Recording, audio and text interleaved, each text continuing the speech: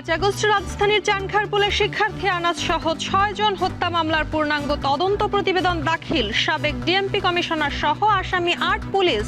প্রধানমন্ত্রী যিনি সেই সময় ছিলেন তার নির্দেশ, সরাসরি নির্দেশে বিভিন্ন বাহিনীর কিছু অফিসার তাদের সম্পৃক্ততা এখানে আমাদের তদন্তে আমরা পেয়েছি। প্রাইমেশিয়া শিক্ষার্থী পারভেজ হত্যা মামলায় 3 জন গ্রেপ্তার। বিকেলে তোলা হবে আদালতে ঢাকা বিশ্ববিদ্যালয়ে ছাত্রদলের মানববন্ধন। নার্সিং ডিপ্লোমাকে স্নাতক বা ডিগ্রির সম্মান দেওয়ার দাবিতে ম্যাথস শিক্ষার্থীদের বিক্ষোভ, কারিগরিদের কর্মসূচি অব্যাহত।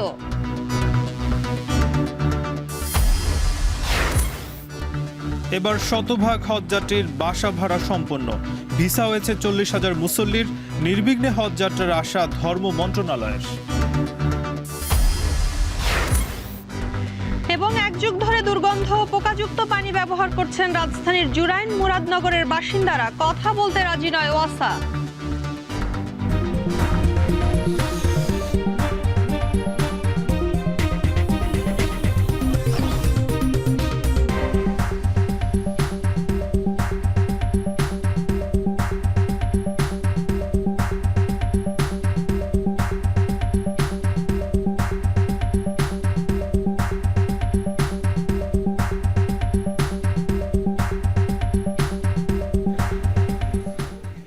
শুনছিলেন শিরোনাম। স্বাগত এখন দুপুরে পুরো আয়োজনে আপনাদের সঙ্গে আছে আমরা দুজন, আমি শম্পা বিশ্বাস এবং আমি নাজমুস সাকিব। শম্পা, 24-এর যে 5 আগস্ট রাজধানীর চানখারপুলে পুলিশের গুলিতে আনাস সহ কিন্তু 6 জন নিহত হয়েছেন এবং সেই ঘটনায় পূর্ণাঙ্গ তদন্ত প্রতিবেদন কিন্তু আজকে দাখিল করা হয়েছে।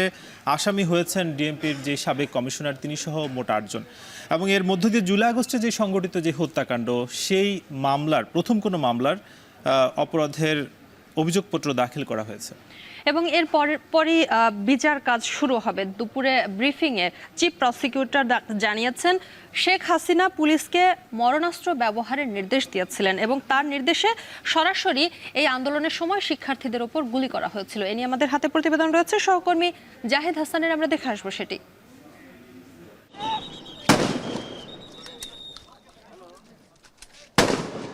24-এর 5 আগস্টের সকাল চানখারপুল এলাকায় আন্দোলনকারীদের ওপর পুলিশের গুলিবর্ষণ। মুহুর্মুহু গুলিবর্ষণে কেঁপে ওঠে পুরো এলাকা। রুখে দাঁড়ায় ছাত্র জনতা। পুরো এলাকা রূপ নিয়েছিল রণক্ষেত্রে। পুলিশের গুলিতে সঙ্গে সঙ্গে কেউ মাটিতে লুটিয়ে পড়েন, কাউকে নিয়ে যাওয়া হয় হাসপাতালে। গুলিতে হত্যার শিকার হন 6 জন। শিক্ষার্থী শাহরিয়ার খান আনাস, শেখ মাহাদি হাসান জুনায়েদ, মোহাম্মদ ইয়াকুব, রাকিব হাওলাদার, ইসমাইল হক ও মানিক মিয়া চানখারপুলে শহীদ হন। এ ঘটনার তদন্ত শেষ করেছে আন্তর্জাতিক অপরাধ ট্রাইব্যুনালের তদন্ত সংস্থা। 6 মাস 13 দিন সময় নিয়ে 90 পৃষ্ঠার তদন্ত প্রতিবেদন ট্রাইব্যুনালে দাখিল করা হয়েছে। আসামি করা হয়েছে ডিএমপির সাবেক কমিশনার হাবিবুর রহমান সহ 8 পুলিশ সদস্যকে।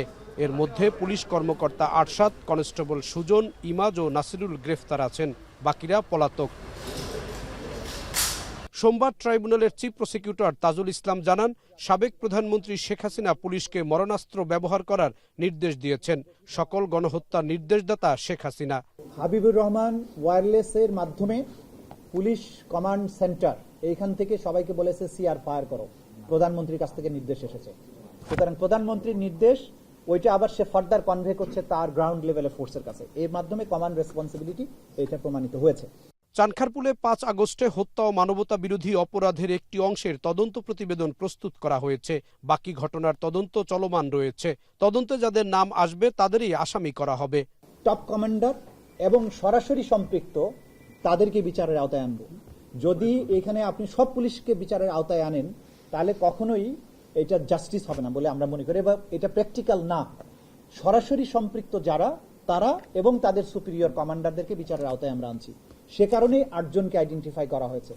আরো যে সমস্ত ঘটনা ঘটেছে সেগুলোর জন্য তদন্ত অব্যাহত আছে। তদন্ত প্রতিবেদনে 79 জনের সাক্ষীর জবানবন্দি নেওয়া হয়েছে। 19টি ভিডিও ক্লিপ, পত্রিকার ক্লিপ 2টি, অডিও ক্লিপ 2টি, বইয়ের রিপোর্ট 11টি ও ডেথ সার্টিফিকেট 6টি সংযুক্ত করা হয়েছে। জাহিদ হাসান, এখন ঢাকা। বিভিন্ন থানার হত্যা মামলায় সাবেক মন্ত্রী আনিসুল হক ও জুনায়েদ আহমেদ পলক সহ 7 জনকে নতুন করে বিভিন্ন থানার হত্যা মামলায় গ্রেপ্তার দেখিয়েছেন আদালত। সকালে ঢাকার সিএমএম আদালতে তাদের হাজির করা হলে এই আদেশ দেন বিচারক। আসামিদের মধ্যে আরও ছিলেন সাবেক মন্ত্রী শাহজাহান খান, আমির হোসেন আমু, ব্যারিস্টার তুরিন আফরোজ, কামাল আহমেদ মজুমদার। শুনানির সময় এজলাসে হাস্যোজ্জ্বল মুখে ছিলেন আসামিরা। এ বিষয়ে শুনানি শেষে রাষ্ট্রপক্ষের আইনজীবী মন্তব্য করেন, 16 বছর গুম খুনের সাথে জড়িত থাকায় অনুশোচনা বোধ হারিয়ে ফেলেছেন তারা। এদিকে পলকের আইনজীবী অভিযোগ করেন, কারাগারে মানবেতর জীবনযাপন করছেন পলক।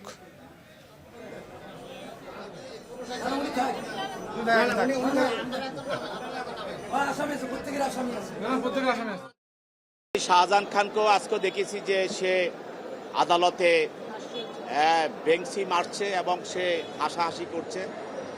এছাড়াও গতকালও আমরা বিভিন্ন খবর দেখেছি সে উদ্ধত্যপূর্ণ আচরণ করেছে, পুলিশকে রাজাকারের মতো কথা বলেছে। বিষয়টা হলো এরা হলো নির্লজ্জ।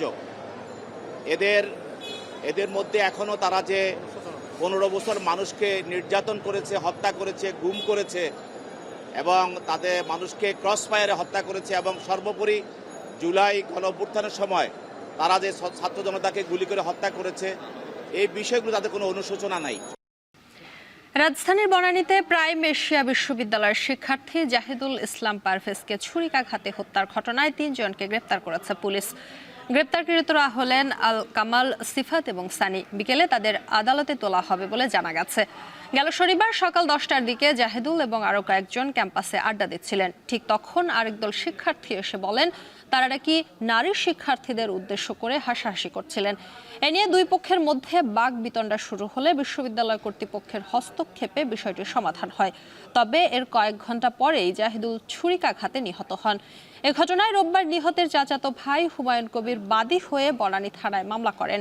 মামলায় 8 জনের নাম উল্লেখ করে অজ্ঞাতনামা আরও 20 থেকে 30 জনকে আসামি করা হয়েছে।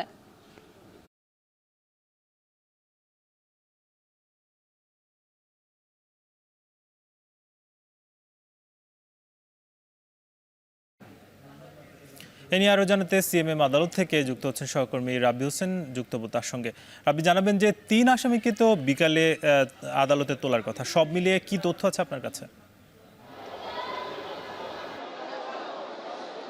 সাকিব, এখন পর্যন্ত এই 3 আসামিকে আদালতে আনা হয়নি। তবে বনানী থানা পুলিশ তাদেরকে যেহেতু গ্রেপ্তার করেছে, এই বনানীর প্রাইম এশিয়া বিশ্ববিদ্যালয়ের যে শিক্ষার্থী জাহিদুল ইসলাম পারভেজের হত্যার ঘটনায় মূলত তাদের 3 জনকে গ্রেপ্তার করা হয়েছে। অর্থাৎ 3 জনের মধ্যে এই যে 3 জন রয়েছে, আল আমিন, সানি রয়েছে একজন, রয়েছে আলবি রয়েছে একজন, কামাল শেখ রয়েছে একজন।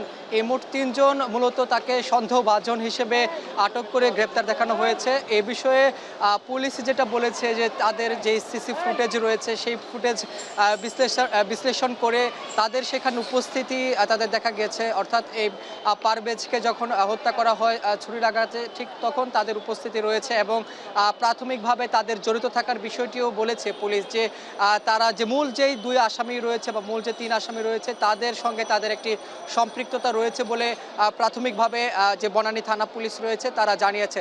তবে আদালতে তারা এখন পর্যন্ত আসেনি, যেহেতু মূল তারা এজাহার নামীয় আসামি নয়, তারা সন্দেহভাজনভাবে তারা আটক হয়েছেন, গ্রেপ্তার দেখানো হয়েছে।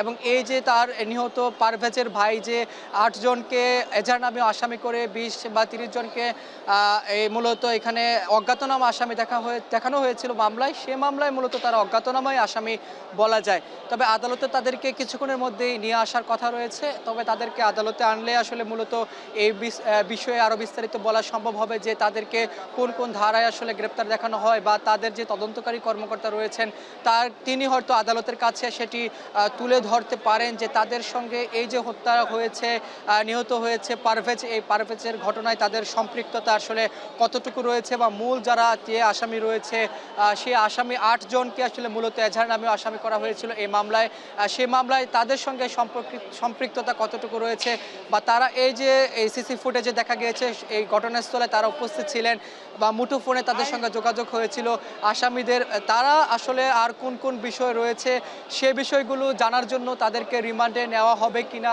এই বিষয়টি এখন পর্যন্ত আমাদেরকে থানা পুলিশ জানায়নি। তবে আদালতে কিছুক্ষণের মধ্যেই তাদেরকে নিয়ে আসা হবে, নিয়ে আসার পর তাদেরকে শুনানি করা হবে। তাদের পক্ষে কোনো আইনজীবী দাঁড়ায় কিনা বা রাষ্ট্রপক্ষের আইনজীবী তাদের এই হত্যার কাণ্ডে বা তাদের এই মামলার বিষয়ে কি কি তুলে ধরেন বিচারকের কাছে, সে বিষয়টি পরবর্তীতে জানানো সম্ভব হবে। এই ছিল আমার কাছে সবশেষ খবর।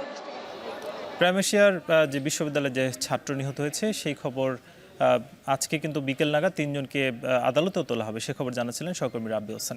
এদিকে প্রাইম এশিয়া বিশ্ববিদ্যালয়ের ছাত্র জাহিদুল ইসলাম পারভেজ হত্যার ঘটনায় জড়িতদের দ্রুত গ্রেপ্তার ও বিচারের দাবিতে মানববন্ধন করছে ছাত্রদল ঢাকা বিশ্ববিদ্যালয়ের শিক্ষার্থীরা। এ নিয়ে আরও জানাতে রাজু ভাস্কর্যের সামনে থেকে সরাসরি যুক্ত হচ্ছেন সানি মৃধা। সানি, জানাবেন যে মানববন্ধন থেকে বক্তারা আজকে কি দাবি তুলছেন এবং এই ইস্যুতে নতুন কোনো কর্মসূচি তারা দিচ্ছেন কিনা? সাকিব, আপনাকে বলে রাখি যে মানববন্ধনটি শুরু হয়েছিল দুপুর 1টা নাগাদ, সেটি কিন্তু এখন শেষ হয়ে গেছে। অর্থাৎ তারা বেশ কয়েকটি আসলে দ্রুত বিচারের দাবি করেছে অন্তর্বর্তী সরকারের কাছে এবং আরও যে বিষয়গুলো তারা আমাদেরকে বলেছে যে এই বৈষম্য বিরোধীর ব্যানারেই কিন্তু এই ধরনের হত্যাকাণ্ড ঘটেছে বলে তারা আমাদেরকে এই দাবি করেছে। তারা আরও বলেছে যে এই বৈষম্য বিরোধী কিন্তু ছাত্রলীগকে পুনর্বাসিত করছে এবং একই সাথে যে নানা ধরনের অপকর্ম, অর্থাৎ 5 আগস্টের পর বৈষম্য বিরোধীর যে ব্যানার ছিল এটি সার্বজনীন ব্যানার ছিল বলে তারা মন্তব্য করেছে এবং 5 আগস্টের পর এটি বৈষম্যমুখী হয়ে গিয়েছে বলেও কিন্তু এখানকার ছাত্রদলের, ঢাকা বিশ্ববিদ্যালয়ের ছাত্রদলের যে নেতারা তারা কিন্তু আমাদেরকে জানিয়েছে।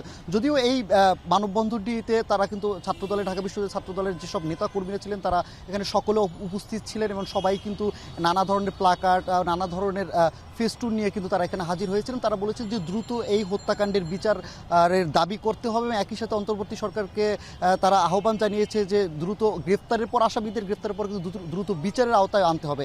একই সাথে যদি আমি আপনাকে বলি যে এখানকার ছাত্রদলের যারা নেতাকর্মীরা ছিলেন তারা বলছেন যে এই ধরনের হত্যাকাণ্ড আগামীতে যদি কোনো শিক্ষা প্রতিষ্ঠান বা কোনো বিচার বহির্ভূত হত্যাকাণ্ড ঘটে তাহলে কিন্তু তারা কঠোর অবস্থানে যাবে এবং এই যে হত্যাকাণ্ডের বিচারও যদি সঠিক সময়ের ভিতরে কিন্তু করার দাবি জানিয়েছেন। তবে বিশেষ করে তারা যেটা বলছেন যে এখনও যে যারা আসলে এই বৈষম্য বিরোধী ছাত্র আন্দোলনের ব্যানারে যারা এই ধরনের কর্মকাণ্ড করছে এবং তাদেরকে চিহ্নিত করে কারা করছে এবং এরা কিন্তু এটাও দাবি করেছেন যে শুধু এই ধরনের সন্ত্রাসী কর্মকাণ্ড বা ছাত্রলীগকে পুনর্বাসিত করছেই না, তারা কিন্তু একই সাথে বিভিন্ন সাধারণ শিক্ষার্থীর ব্যানারে বৈষম্য বিরোধী ছাত্র আন্দোলনের ব্যানারে কিন্তু তারা বিভিন্ন ধরনের তদবির করছে, একই সাথে বিভিন্ন রকম লবিং করেছে এবং একই সাথে তারা এমনটাও নাম উল্লেখ না করে বলছে যে অনেকে এখন এই বৈষম্য বিরোধীর ব্যানারের থেকে কিন্তু হাজার হাজার কোটি টাকারও মালিক হয়ে গিয়েছেন এবং একই সাথে যেসব সাধারণ শিক্ষার্থীরা 5 আগস্টের আগে এই ব্যানারে ছিল, একই সাথে ফ্যাসিবাদ সরকারের বিরুদ্ধে যারা আন্দোলন করেছে তারা কিন্তু এখনও পড়াশোনা করছেন, তারা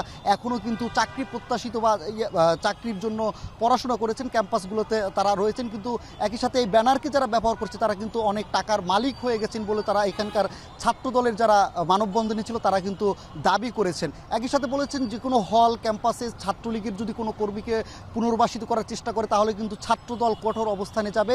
একই সাথে এই যে বিচারের যে পারভেজ হত্যাকাণ্ড হয়েছে শিক্ষার্থী, তারা দাবি করছে যে শিক্ষার্থী ছাত্রদলের সক্রিয় কর্মী ছিল এবং এই ছাত্রদলের কর্মীকে হত্যার দায় কিন্তু যাদেরকে গ্রেফতার করা হয়েছে তাদেরকে দ্রুত বিচারের আওতায় আসলে আনতে হবে। এবং আপনি জানেন যে গত শনিবার আসলে সন্ত্রাসী ছুরিকাঘাতে প্রাইম এশিয়া বিশ্ববিদ্যালয়ের শিক্ষার্থী মারা যান। এরপরই কিন্তু দেশে নানা সমালোচনা শুরু এবং এই হত্যাকাণ্ডের বিরুদ্ধে অনেকেই আন্দোলন বা মানববন্ধন করেছে। সেই ধারাবাহিকতা আজকে ঢাকা বিশ্ববিদ্যালয়ে ছাত্রদলের শিক্ষার্থীরা বা ছাত্রদলের নেতাকর্মীরাও কিন্তু মানববন্ধন করে। তো সাকিব, প্রাইভেট বিশ্ববিদ্যালয়ের শিক্ষার্থী পারভেজ হত্যার ঘটনার মানববন্ধনের সবশেষ এই ছিল আমার কাছে। শ্রম সংস্কার কমিশনের দেয়া প্রতিবেদনে 3 প্রধান উপদেষ্টার কাতার সফর নিয়ে ব্রিফিং করছেন প্রধান উপদেষ্টার প্রেস সচিব। আমরা সরাসরি চলে যাচ্ছি সেখানে। আপনারা জানেন আমরা নিউ ইয়র্কে সেপ্টেম্বরে একটা ইউএন একটা হোস্ট করতে যাচ্ছে, খুব বড় একটা রোহিঙ্গাদের উপর একটা বড় সম্মেলন, সেটারই প্রাক প্রস্তুতি শুরু। এই সম্মেলনটা 2.5 ঘন্টার এই যে সম্মেলনটা এটা খুব ইম্পর্টেন্ট। আমরা আশা করছি যে রোহিঙ্গা বিষয়ে তো আমাদের কিছু প্রোগ্রেস হয়েছে, সামনে এই যে একের পর এক আমরা যে বড় বড় সম্মেলন করছি তার মাধ্যমে রোহিঙ্গা ক্রাইসিসের বিষয়টা যেটা অলমোস্ট ফরগটেন হয়ে গেছিল সেটা আবার গ্লোবাল ম্যাপে, গ্লোবালের ডিসকাশনের যে ম্যাপ সেখানে ফিরে আসবে এবং এটা নিয়ে আমরা দ্রুত কিছু সমাধান আমরা পাবো, এটা আমাদের আশা। এই 4 দিন উনি ফিরে আসবেন হচ্ছে আমাদের বাংলাদেশ সময় খুবই আর্লি সকালে, অর্থাৎ 2:30টার দিকে, 25 তারিখ রাত 2:30টার দিকে, মানে 24 তারিখ দিবাগত রাতের পরে যে সকালটা। Thank you. এই ছিল কাতার সম্মেলন। ওনার সাথে আমাদের ফরেন অ্যাডভাইজার তৌহিদ হোসেন যাচ্ছেন, আমাদের national security adviser Khalilur Rahman যাচ্ছেন, আমাদের এনার্জি অ্যাডভাইজার ফৌজুল কবির খান যাচ্ছেন, এবং আমরা আশা করছি যে আমাদের ইন্ডাস্ট্রিজ অ্যাডভাইজার আজিজুর রহমান খান যাচ্ছেন। এছাড়া আমাদের executive chairman of BIDA Chowdhury Ashiq Mahmud Bin Harun উনি যাচ্ছেন, আমাদের এসডিজি কোঅর্ডিনেটর লামিয়া মুর্শেদ যাচ্ছেন, এবং আরো কিছু সিনিয়র সেক্রেটারি যাবেন, আরো সিনিয়র সেক্রেটারি অফিসিয়ালরা যাবেন। Thank you.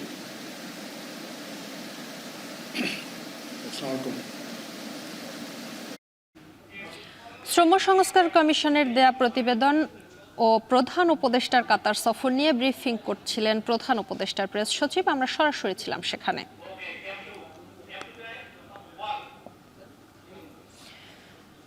এবার 1.5 মাস বাকি থাকতেই শতভাগ সম্পন্ন হয়েছে বাংলাদেশি হজ যাত্রীদের বাসা ভাড়া, আর ভিসা হয়েছে 40,000 মুসল্লির।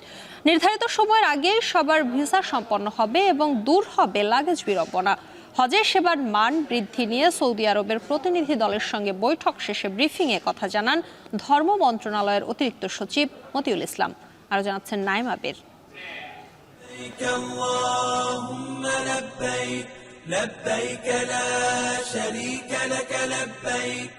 প্রতি বছর হজের আগে সবচেয়ে বড় ভোগান্তির নাম বাড়ি ভাড়া। এজেন্সিগুলোর গড়িমসিতে বাড়ি ভাড়া সময় মতো না হওয়ায় তৈরি হয় ভিসা জটিলতা, ফ্লাইট মিস করেন যাত্রীরা। তবে চলতি বছর হজ কার্যক্রমের শুরু থেকেই বাড়ি ভাড়ার বিষয়ে শক্ত অবস্থানে ছিল ধর্ম মন্ত্রণালয়। সময় মতো বাড়ি ভাড়া না করলে এজেন্সির লাইসেন্স বাতিলের মতো হুঁশিয়ারি দিয়েছিলেন ধর্ম উপদেষ্টা। তার ফল মিলল হাতে নাতেই। নির্ধারিত সময়েই বাড়ি ভাড়া শতভাগ সম্পন্ন হয়েছে, ভিসাও হয়েছে 40,000 হজ যাত্রীর। হজের সেবার মান বৃদ্ধি নিয়ে সৌদি আরবের প্রতিনিধি দলের সঙ্গে বৈঠক শেষে ব্রিফিংয়ে এসব কথা জানান ধর্ম মন্ত্রণালয়ের অতিরিক্ত সচিব। বাড়ি ভাড়া না হলে কেউ ভিসার আবেদন করতে পারে না। তো বাড়ি ভাড়া আমরা আজকে সকালে ফাইনাল নিউজ পেয়েছি যে আমাদের 100% হজ যাত্রীর বাড়ি ভাড়া সম্পন্ন হয়েছে। আর ভিসার প্রোগ্রেস ইনশাল্লাহ অনেক ভালো। ভিসা ইতিমধ্যে প্রায় 40,000 মতো ভিসা হয়ে গেছে, এবং ভিসা প্রদানের জন্য যে ডেডলাইন থাকে এটা ওরা বন্ধ করে না, এটা চালু আছে, অসুবিধা হবে না। গেল বছরও হজ যাত্রীদের লাগেজ নিয়ে ভোগান্তি পোহাতে হয়েছিল, এবার সেই বিড়ম্বনাও থাকবে না জানালেন তিনি। বললেন, লাগেজ ডেলিভারি পেতে 2টি ড্রপিং পয়েন্ট ঠিক করা হয়েছে। তো আমরা এটা যাতে কমিয়ে আনা যায় সেজন্য আমরা বলছি যে মক্কা এবং মদিনায় অন্তত 2টা ড্রপিং পয়েন্ট যাতে তারা দেয়। RFID ট্যাগ নামে একটা রেডিও ফ্রিকোয়েন্সি থাকবে, সেই ট্যাগটা আমরা লাগেজের সাথে লাগিয়ে দিব। এটা বিভিন্ন জায়গায় রিডার থাকবে, স্ক্যানার থাকবে, হয়ে যাবে। ফলে কোনো লাগেজ হারালে বা ডিসপ্লেস হলে কোথা থেকে হলো সেটা বোঝা যাবে, উদ্ধার করা সহজ হবে। RFID ট্যাগ ওনারা সৌদি আরব থেকে পাঠাচ্ছেন, আমরা 2-1 দিনের মধ্যে পাবো। তাতে এই অবস্থার উন্নতি হবে। চলতি বছরও রোড টু মক্কার অধীনেই হজের কার্যক্রম পরিচালিত হবে। বাংলাদেশ অংশের ইমিগ্রেশন হজ ক্যাম্পে আর সৌদি অংশের ইমিগ্রেশন শাহজালাল বিমানবন্দরে হবে। এবছর হজে যাবার জন্য রেজিস্ট্রেশন করেছেন 87,100 হজযাত্রী। ধর্ম মন্ত্রণালয়। নাইম আবির, এখন, Dhaka. Diploma in nursing science and midwifery কোর্সকে স্নাতক ও ডিগ্রির সমমান করার দাবিতে সারা দেশে বিক্ষোভ করেছে শিক্ষার্থীরা। শিগগিরই দাবি আদায় না হলে কঠোর কর্মসূচির হুঁশিয়ারি দেওয়া হয়। শিক্ষার্থীদের অভিযোগ, কোর্স সম্পন্ন করেও SSC উত্তীর্ণ হিসেবে তাদের বিবেচনা করা হয়। বিস্তারিত প্রতিবেদনে। Diploma in nursing science and midwifery কোর্সকে স্নাতক কিংবা ডিগ্রি সমমান করার দাবিতে সোচ্চার সারা দেশ। এক দফা দাবি আদায়ে বিভিন্ন জেলায় ব্যানার, প্ল্যাকার্ড হাতে আন্দোলন নামেন শিক্ষার্থীরা।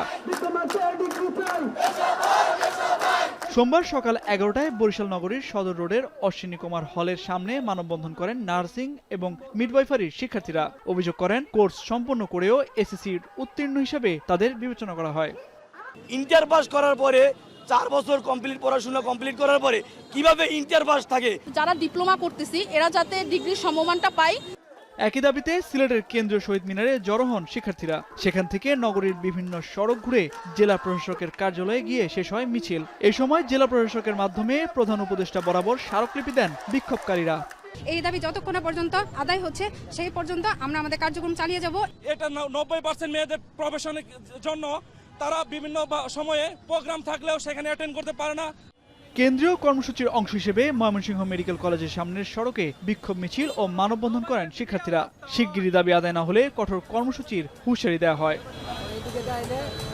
একই সময়ে জামালপুর সহ দেশের বিভিন্ন জেলায় মানববন্ধন ও অবস্থান কর্মসূচি পালন করেছে diploma in nursing science and মিডওয়াইফারির শিক্ষার্থীরা। তামজিদ মির্জা, এখন। দাবি আদায়ে রাজধানীর খামারবাড়িতে diploma in nursing science and মিডওয়াইফারির শিক্ষার্থীরা বিক্ষোভ করছেন। এ নিয়ে জানাতে এই মুহূর্তে যুক্ত হচ্ছেন সহকর্মী মাঝার মাহবুব। মাঝার, জানাবেন শিক্ষার্থীদের এই আন্দোলনের কারণে যান চলাচল ব্যাহত হচ্ছে কিনা, এছাড়া পুলিশ কি ব্যবস্থা নিচ্ছে?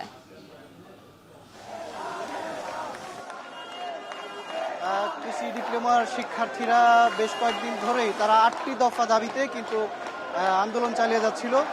আজকে তারা এখানে স্মারকলিপি দেওয়ার কথা ছিল এবং তারা খামারবাড়ির যে কৃষি সম্প্রসারণ অধিদপ্তর এর ভেতরে কিন্তু তারা যেই স্মারকলিপি দেওয়ার জন্য এসেছিল এবং উপদেষ্টা সহ কর্মকর্তা এবং সচিব পর্যায়ে তারা যে আলোচনা বসবার যেই শুরু থেকেই যে সম্ভাবনা ছিল সেই জায়গাতে কিন্তু ভেতরে তারা অবস্থান করছিল এবং এরই মধ্যে কৃষি বিশ্ববিদ্যালয়ের শিক্ষার্থীরা কিন্তু বাহিরে এসে অবস্থান নিয়েছেন এবং দুই পক্ষের আসলে এখানে মুখোমুখি অবস্থানে এই সংসদ ভবনের যে এলাকায়, অর্থাৎ এই সংসদ ভবন থেকে ফার্মগেট হয়ে যেই পার্শ্ব রাস্তাটি রয়েছে বিজয় সরণির দিকে যাওয়ার খামারবাড়িতে, সেই রাস্তাটি কিন্তু এখন বন্ধ রয়েছে এবং এখানে ভেতরে অবস্থান করছেন খামারবাড়ির কৃষি সম্প্রসারণ অধিদপ্তরের কর্মকর্তা এবং কৃষি ডিপ্লোমার শিক্ষার্থীরা এবং বাহিরে অবস্থান করছেন শেরেবাংলা কৃষি বিশ্ববিদ্যালয়ের শিক্ষার্থীরা।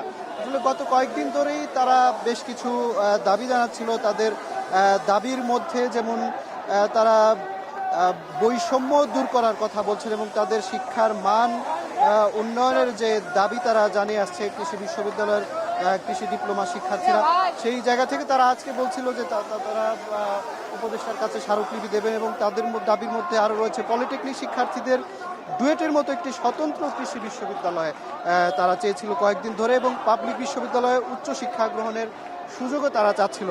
এবং শিক্ষার্থীরা যেমনটি বলছে যে কর্মসূচিতে তারা অংশ নিয়ে এই এলাকায় আসলে তাদের সঙ্গে আসলে যারা কৃষি সম্প্রসারণ অধিদপ্তর রয়েছে তাদের বেশ কিছু বিষয়ে দ্বিমত হয় এবং তারা আসলে বলছেন যে সচিবের সঙ্গে তাদের প্রতিনিধিদের যে বসার কথা রয়েছে তারা সেই দাবি মেনে সবকিছু মিলে তারা শান্তিপূর্ণভাবে এখানকার যারা কর্মকর্তা রয়েছেন তাদের সঙ্গে আমরা কথা বলার চেষ্টা করেছি। তারা বলছেন যে তারা আসলে শান্তিপূর্ণভাবেই এখানকার কার্যক্রম পরিচালনা চাচ্ছেন এবং যারা নিয়মিত দাবি জানিয়ে আসছিলেন তাদেরকেও আসলে শান্তিপূর্ণভাবে দাবি দেওয়া নিয়ে একসাথে বসে আলোচনায় বসার জন্য জানানো হয়েছিল, আহ্বান করা হয়েছিল। এরই মধ্যে আসলে যে কৃষি বিশ্ববিদ্যালয়ের শিক্ষার্থীরা এখানে এসে বাইরে এসেছেন এবং তারা কোটা না মেধা এমনটাই স্লোগান দিচ্ছেন এবং এর মধ্যে আসলে কোনো রাজনৈতিক বিষয় জড়িত আছে কিনা এটাও কিন্তু তারা স্পষ্ট করে বলছেন না। তবে তারা বলছেন যে শুধুমাত্র কৃষি বিশ্ববিদ্যালয়ের যারা শিক্ষার্থী আছেন তারা এখানে আসেন এবং তারা বলছেন যে এখানে শিক্ষা মন্ত্রণালয় জড়িত এবং বিশ্ববিদ্যালয় মঞ্জুরি কমিশনও জড়িত এবং এটা আসলে কিভাবে হবে তাদের যে দাবি দেওয়া মেনে না নেওয়া হচ্ছে এমনটাই তারা অভিযোগ করছেন এবং মেনে না নেওয়ার যে বিষয়টা এটা তারা সমাধান চাচ্ছে। এই সব কিছু মিলিয়েই তারা আজকে আসলে আলোচনায় বসতে চাচ্ছিলেন যে তারা একটা স্মারকলিপি দেওয়ার মাধ্যমে তারা ভেতরে আলোচনা করবেন এবং যারা কৃষি বিশ্ববিদ্যালয়ের শিক্ষার্থীরা আছেন তাদের যেটা দাবি যে ভেতরে যারা কর্মকর্তা রয়েছেন এবং কৃষি সম্প্রসারণ অধিদপ্তরের যারা কর্মকর্তা রয়েছেন তারা আসলে বলছেন যে তাদেরকে ভিতর থেকে বের হয়ে যাওয়ার জন্য এবং তারা এখানে অবস্থান করবেন এমনটাই জানাচ্ছেন। এই ছিল এখানকার সর্বশেষ পরিস্থিতি। জুনিয়র ইনস্ট্রাক্টর পদে ক্রাফট ইনস্ট্রাক্টরদের 30% পদোন্নতির কোটা বাতিল সহ 6 দফা দাবিতে বিক্ষোভ ও অবস্থান কর্মসূচি পালন করেছে পলিটেকনিক ইনস্টিটিউটের শিক্ষার্থীরা। কেন্দ্রীয় কর্মসূচির অংশ হিসেবে বিক্ষোভ করেছে ময়মনসিংহ পলিটেকনিক ইনস্টিটিউটের শিক্ষার্থীরা। সকালে ক্যাম্পাসে অবস্থান নিয়ে ঘণ্টাব্যাপী বিক্ষোভ ও মিছিল করেন তারা। এ সময় শিক্ষার্থীরা বলেন এখনও শান্তিপূর্ণভাবে আন্দোলন চলছে। আগামী 48 ঘণ্টার মধ্যে দাবি বাস্তবায়ন না হলে কঠোর কর্মসূচির হুঁশিয়ারি দেন তারা। একই দাবিতে বেলা 11টায় চট্টগ্রামেও বিক্ষোভ মিছিল করেছেন পলিটেকনিক ইনস্টিটিউটের শিক্ষার্থীরা। তারা বলেন, ন্যায্য দাবি আদায় না হওয়া পর্যন্ত আন্দোলন চলবে।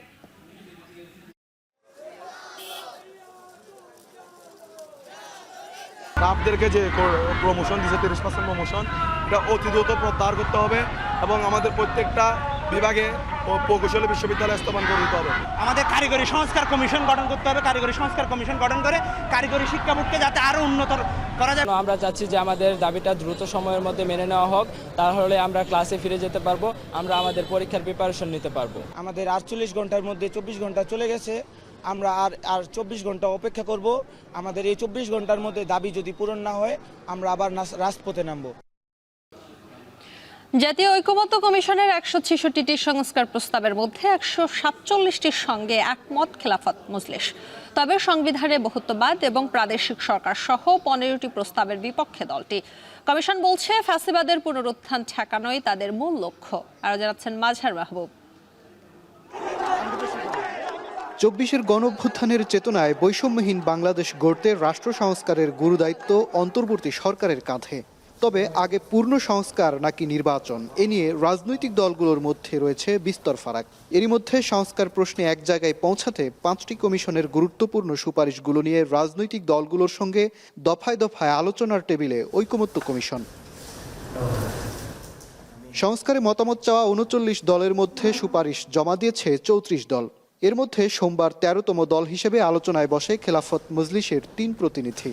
কমিশনের 166 সংস্কার প্রস্তাবের 147টিতেই একমত তারা, দ্বিমত 15টিতে, আর 4 প্রস্তাবে আংশিক। সংবিধানের যে মূল নীতি, ওখানে একটা শব্দ আসছে, বহুত্ববাদ একটা শব্দ ওনারা আনেছেন। আমরা এই বহুত্ববাদের বিরোধিতা করেছি। আমাদের সংবিধানে আল্লাহর উপর পূর্ণ আস্থা ও বিশ্বাস, অবিচল বিশ্বাস রাখার একটা বিধান চালু ছিল, কিন্তু বিগত ফ্যাসিস্ট সরকার ওটাকে সংবিধান থেকে রহিত করে দিয়েছে। আমরা বর্তমান এই সংবিধানে আল্লাহর উপর পূর্ণ আস্থা ও বিশ্বাস রাখার বিধান পুনর্বহাল করার জন্য আমরা দাবি করেছি। কমিশনের আহ্বানে আলোচনায় বসায় রাজনৈতিক দলগুলোকে সাধুবাদ জানান ঐকমত্য কমিশনের সহসভাপতি অধ্যাপক আলী রিয়াজ। আশা করেন সংস্কারের মধ্য দিয়ে দেশ থেকে যেন গুম, খুন, নির্যাতন, বিচার বহির্ভূত হত্যা নির্মূল হয়। এই সংস্কার কমিশনগুলোর উদ্দেশ্য হচ্ছে বাংলাদেশে এমন একটা ব্যবস্থা তৈরি করা যাতে করে বাংলাদেশে পুনরায় কোনো অবস্থাতেই একটি ফ্যাসিবাদী শাসন প্রতিষ্ঠিত হতে না পারে। পাশাপাশি যেন জনগণের অধিকার প্রতিষ্ঠিত হয়, জনগণ যেন বুঝতে পারেন যে তাদের যে অধিকার সেটা সুরক্ষিত আছে। তারই প্রেক্ষাপটে সংবিধানের সংস্কার, নির্বাচন ব্যবস্থার সংস্কার সহ বিচার বিভাগ সহ বিভিন্ন ক্ষেত্রে রাষ্ট্র সংস্কারের উদ্যোগ নেওয়া হয়েছে। জনগণের অধিকার নিশ্চিত ও দেশে গণতান্ত্রিক চর্চা প্রতিষ্ঠা করাই সংস্কার কমিশনগুলোর উদ্দেশ্য বলে মন্তব্য করেন অধ্যাপক আলী রিয়াজ। তাদের অধিকার সুরক্ষার ক্ষেত্রে সাহায্য করতে পারে। মাঝহার মাহবুব, এখন, ঢাকা। সেপ্টেম্বরের মধ্যে বিশেষ বিসিএস এর মাধ্যমে 2000 চিকিৎসক নিয়োগ দেওয়া হবে বলে জানিয়েছেন স্বাস্থ্য উপদেষ্টা নূরজাহান বেগম। সকালে সচিবালয়ে রেলওয়ের আওতাধীন হাসপাতালগুলো যৌথ ব্যবস্থাপনায় পরিচালনার লক্ষ্যে স্বাস্থ্যসেবা বিভাগ ও রেলপথ মন্ত্রণালয়ের মধ্যে সমঝোতা স্মারক স্বাক্ষর অনুষ্ঠান শেষে কথা বলেন তিনি। হাসপাতালের স্বাভাবিক কার্যক্রম পরিচালনার জন্য এখনও দেশে 8000 চিকিৎসকের সংকট আছে বলেও জানান স্বাস্থ্য উপদেষ্টা। ঢাকা, চট্টগ্রাম সহ রেলওয়ের অধীন 10টি হাসপাতাল জনসাধারণের জন্য উন্মুক্ত করে দেওয়া হচ্ছে ও সরকারি হাসপাতালের মতো চিকিৎসা সেবা দেয়া হবে বলেও জানান রেলপথ মন্ত্রণালয়ের উপদেষ্টা ফাউজুল কবির খান। এই হাসপাতালগুলো পরিচালনার জন্য স্বাস্থ্যসেবা বিভাগ হতে প্রয়োজনীয় জনবল পাওয়া না গেলে রেলপথ মন্ত্রণালয় পিএসসির মাধ্যমে জনবল নিয়োগের ব্যবস্থা করবে। রাজধানীর বিভিন্ন এলাকায় ওয়াসা যে পানি সরবরাহ করছে তা ঘোলা ও তীব্র দুর্গন্ধযুক্ত, কোথাও কোথাও মিলছে পোকাও। এর মধ্যে জুরাইনের বাসিন্দাদের এ নিয়ে ভোগান্তির শেষ নেই। রান্নাসহ দৈনন্দিন কাজে ময়লা ও দুর্গন্ধযুক্ত পানি ব্যবহারে পানিবাহিত নানা রোগে আক্রান্ত হচ্ছেন এই এলাকার বাসিন্দারা। স্থানীয় মসজিদের গভীর নলকূপ এখন তাদের শেষ ভরসা। চিকিৎসকরা বলছেন, এই দূষিত পানি ব্যবহারে ডায়রিয়া, টাইফয়েড, চর্মরোগ সহ নানা স্বাস্থ্য ঝুঁকি দেখা দিতে পারে। তবে এই অভিযোগের বিষয়ে ক্যামেরার সামনে কথা বলতে রাজি হননি ওয়াসার দায়িত্বরত কোনো কর্মকর্তা। আরও জানাচ্ছেন বাজিদ সাদ।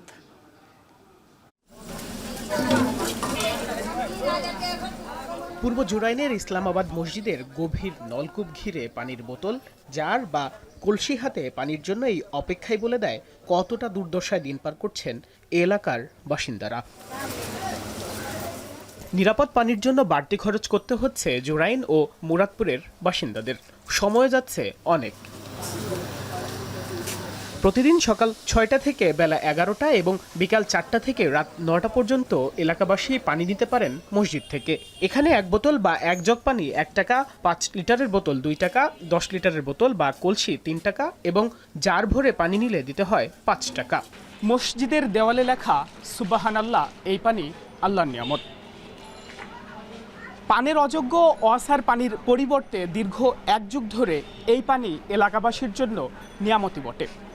তারা বলছেন মসজিদগুলো যদি পানি না দিত তাহলে খাবার জন্য তাদের পানি পাওয়ার আর কোনো উপায় থাকতো না।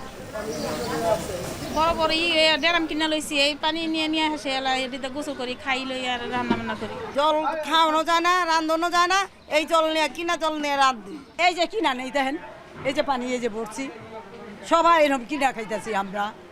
তো এরকম ভাবে আমরা কিভাবে চলুন? এটা আছে বিদেই আমরা এলাকাবাসী এবং আশেপাশের এলাকাবাসী এই পানিটা দিয়ে আমরা খুব সুখে স্বাচ্ছন্দ্যে আছি এবং আমরা ভালো আছি। মসজিদের পানিটা তো নিতে আসি, এটা খাইতে আসি, এটা মোটামুটি আছে।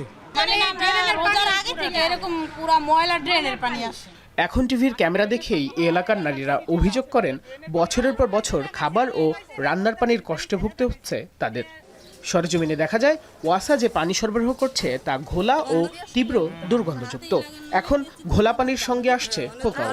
আমাদের অত্র এলাকায় পানিটার খুবই সমস্যা এবং পানির ভিতরে ময়লা আসি।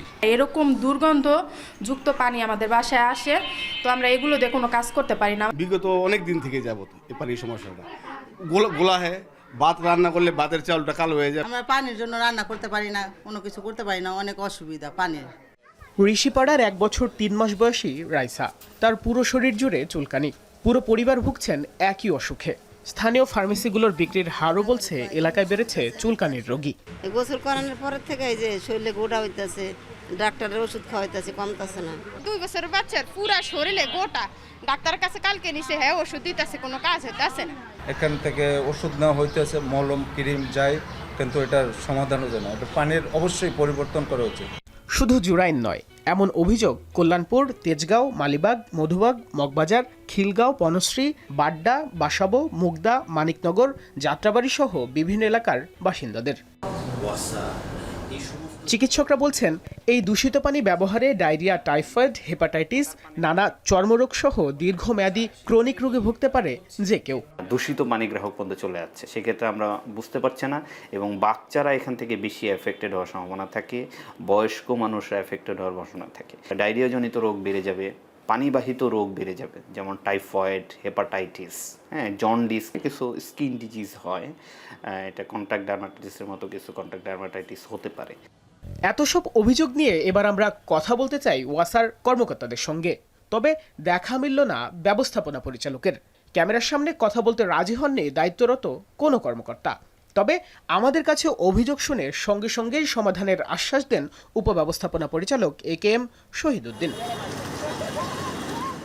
ঢাকায় বর্তমানে পানির চাহিদা দৈনিক গড়ে 280 থেকে 290 কোটি লিটার। ওয়াসার উৎপাদন সক্ষমতা রয়েছে 295 কোটি লিটার পানি। বাইজিদ সাদ, এখন, ঢাকা। এবার আন্তর্জাতিক প্রসঙ্গ।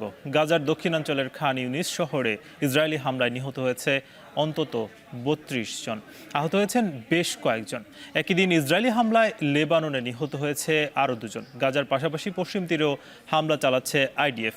গেল মাসে IDF-এর হামলায় প্যালেস্টাইন রেড ক্রিসেন্ট সোসাইটির 15 স্বাস্থ্যকর্মীর নিহতের ঘটনার তদন্ত প্রতিবেদন প্রকাশ করেছে তেল আবিব। প্রতিবেদনে রেড ক্রিসেন্ট কর্মীদের পেশাগত ত্রুটি ছিল বলে অভিযোগ তোলে তেল আবিব। ইসরায়েলের অভিযোগকে মিথ্যাচার বলে প্রত্যাখ্যান করেছে মানবাধিকার সংস্থাটি। এদিকে ইয়েমেনের সানায় হুতি বিদ্রোহীদের লক্ষ্য করে বিমান হামলা চালিয়েছে যুক্তরাষ্ট্র। এতে নিহত হয়েছে দেশটির 12 বেসামরিক নাগরিক, আহত হয়েছে প্রায় 30 জন।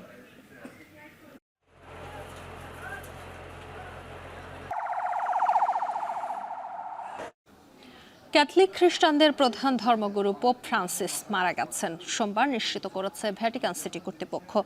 ৮৮ বছর বয়সী পোপ দীর্ঘদিন ধরে শ্বাসতন্ত্রজনিত রোগে ভুগছিলেন।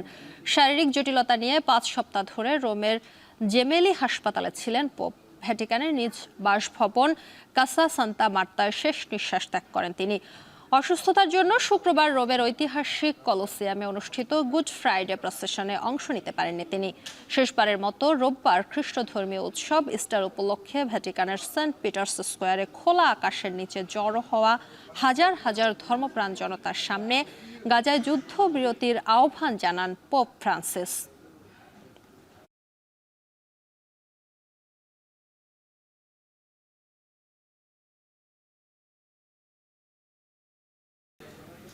শেষ করছি এখন দুপুর। তবে যাবার আগে শিরোনামগুলো জানিয়ে দিব আরো একবার। ৫ আগস্ট চানখারপুলের শিক্ষার্থী আনাজ সহ ৬ জন হত্যা মামলার পূর্ণাঙ্গ তদন্ত প্রতিবেদন দাখিল, সাবেক ডিএমপি কমিশনার সহ আসামি ৮ পুলিশ। প্রধানমন্ত্রী যিনি সেই সময় ছিলেন তার সরাসরি নির্দেশে বিভিন্ন বাহিনীর কিছু অফিসার তাদের সম্পৃক্ততা এখানে আমাদের তদন্তে আমরা পেয়েছি।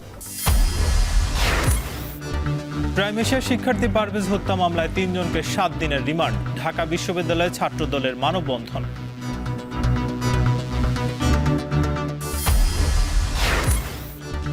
নার্সিং ডিপ্লোমাকে স্নাতক বা ডিগ্রির সমমান দেওয়ার দাবিতে ম্যাথস শিক্ষার্থীদের বিক্ষোভ, কারিগরিদের কর্মসূচি অব্যাহত। এবার শতভাগ হজযাত্রীর বাসা ভাড়া সম্পন্ন, ভিসা হয়েছে ৪০,০০০ মুসল্লির, নির্বিঘ্নে হজ যাত্রার আশা ধর্ম মন্ত্রণালয়ের। এবং মারা গেছেন ক্যাথলিক খ্রিস্টানদের সর্বোচ্চ ধর্মগুরু পোপ ফ্রান্সিস, বিশ্বজুড়ে শোক।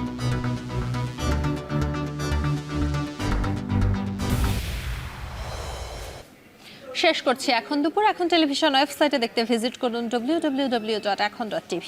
এছাড়া ফেসবুকে যুক্ত হতে পারেন facebook.com/tv.ekhon, ইউটিউবে যুক্ত হতে পারেন youtube.com/c/ekhon tv।